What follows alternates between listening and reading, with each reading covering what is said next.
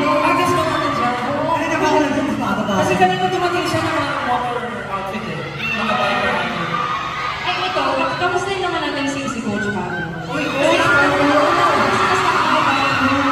Tapos sabi ko sa kanya, hindi ko mas magiging close kami kaysa close tayo. Feeling ko nga ng coach. Coach ka! Grabe ka naman sa akin, Coach Pablo! Hindi ba siya sanay, no? Hindi ba ako sanay? Ready ka na ba? Ready ka na ba para sa The Voice? Alam mo actually, kanina nga, pagbukas ng editing, dapat hindi ako lalabas. Parang kasi nung kumakanta kami, narinig akong content, tapos parang gusto ko pa-try yung parang tiyan. Ang tawag doon, emotion. Hindi lahat ng artist perfect. Yan ang tatandaan mo, Coach Pablo, pag namili ka na ng artist mo, okay? Oo. One lang sa The Voice.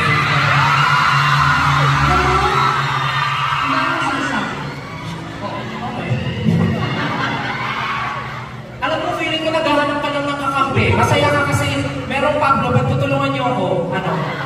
Kasi alam mo, sa The Voice Generation, kaya ko to.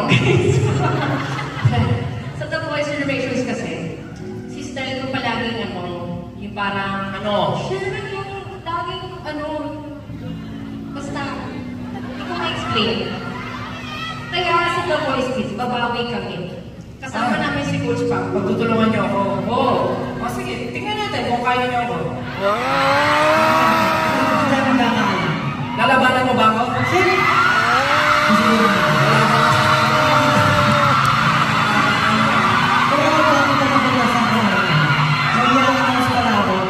Bago ko makalimutan. Gusto ko lang sabihin na malapit na po ang naglalag documentary.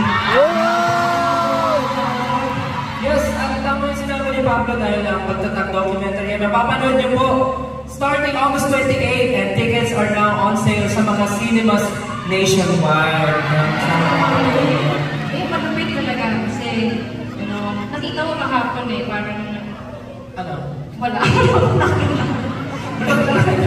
Pero congratulations agad sa inyo. Guys, huwag na natin patagal ito. Gusto niyo bang pakantahin si Coach Pablo? Dali naman siyang kausap.